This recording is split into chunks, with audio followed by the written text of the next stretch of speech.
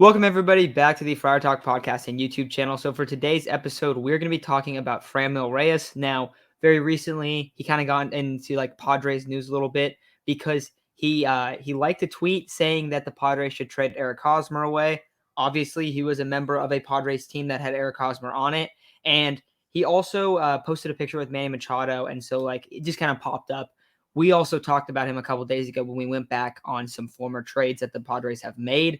And we discussed his move where he was traded away, namely for Taylor Trammell. So we talked about it a little bit, but now it's kind of been not like a real rumor or anything, but people have been like, oh, we should go get Franmil Reyes back. Obviously, as a fan, everyone really enjoyed Franmil Reyes when he was here, especially because the 2019 team, the teams that he was a part of in San Diego were not very good, and he was one of the best bats every one of those seasons. So what do you guys think about it? Chase, you lead it off. Will we see Franmil Reyes in a jersey? Kind of what do you feel about that? And do you like that idea? Or do you think this is just it is really pure rumor, but how do you feel about it? Would I like to see him in a Padres jersey? Yes, absolutely. I think any Padres fan would want him back. He was a great clubhouse presence. He offers a lot of power, be a great DH role, and you know what? He's just an overall perfect fit for the Padres. Will it happen? Probably not. Probably, yeah, no. Everyone says the Indians are cheap. They are cheap, but you're not going to replace a guy that routinely hits 30 home runs just like that. And even for you're not going to take a mid-level prospect for him. It's going to take something, and he's going to make some money this year because of arbitration. Love to have him back. When he was on the team, the clubhouse was always live. It was always happy. It was always going. He interacted with the fans a lot, and when he kind of got traded away, it seemed like that just went down. So, yeah, I don't really see it as a realistic option. I don't really see a reason that the Indians would trade him. He's one of their best bats. He's actually not that expensive. He consistently hits 30 plus bombs, and while we would love to have someone like that in our lineup, and it wouldn't be very expensive to get, maybe like a top 30 prospect. I don't know, but it wouldn't take too much to get him. I think it's just not a realistic option that a team would trade someone back. I can't recall something that has happened like that. So, as much as we'd love to have him back in our lineup, in our clubhouse, in terms of how much the fan base loved him, of course, we would all love to have him back. He was really like one of the heart and souls of the team. But at the same time, in terms of at least production, there are kind of a lot of Franmil Reyes out there that can hit bombs, not hit for crazy average, but slugging percentage and everything's there. But the heart won't be there, unfortunately. Yeah, that's my take on that. Yeah, so when it comes to the Padres reuniting with Franmil Reyes, you kind of have to take yourself out of the mindset of being a Padres fan and even being a member of the Padres organization. You have to look at things from Cleveland's perspective because Cleveland likes to trade guys kind of in their second or third year of arbitration because they don't really like to pay those higher contracts. But Franmil's entering his first year. He's not really going to be making that much. And unlike other people like Luke Voigt or Austin Meadows, who, have either been rumored to be available or likely will be, there's no one really to walk in and take Franmil Reyes' spot in terms of productions on the Guardians or within their organization.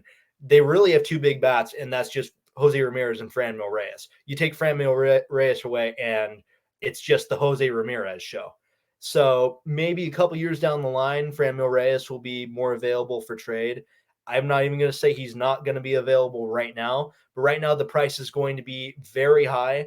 And when you look at all the other guys that are available that can give you similar production, he's going to cost double and maybe even triple what they're going to cost. So right now, I just don't really think it makes sense from our perspective or from Cleveland's perspective. Maybe a couple years down the line, but right now it's going to be a no.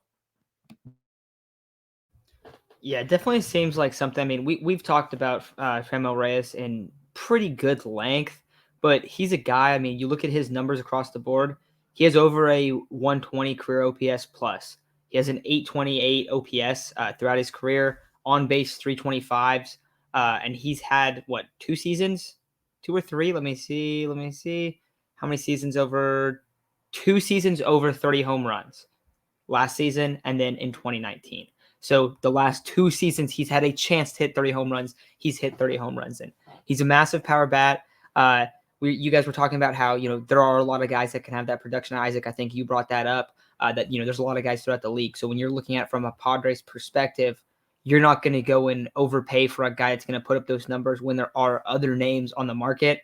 Ryan, obviously you have a couple of these names, and you're going to be discussing that. I don't know when these videos are coming out, but Ryan's going to be doing an off-season plan, or he already did an off-season plan and discussed this.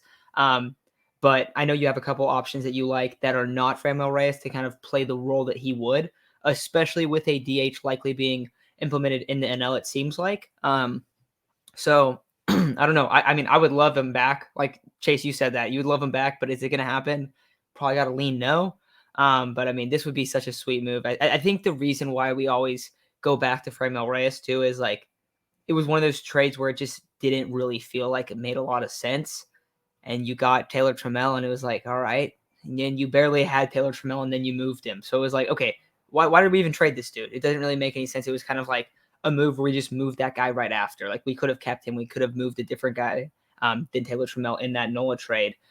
So if I'm remembering it right, I believe it I am. But yeah, so this is just one where it's tough. But I think we're probably not going to see him in San Diego, even though I wish he never left San Diego. But I don't know. I think it's more unlikely than not. But anything else you guys want to add before we take off? I know it was a pretty quick one here. All right. Well, that's going to do it for today's episode. Ryan's going to be on for a lot of the, I think 3 segments this week. So have him on there. Also, he's going to be on Borna's show, Hog Watch, another Padres show, but he's going to be talking about his Josh Bell article. So make sure to check that out as well. But that's going to do it for today's episode. So we will talk to you guys very soon.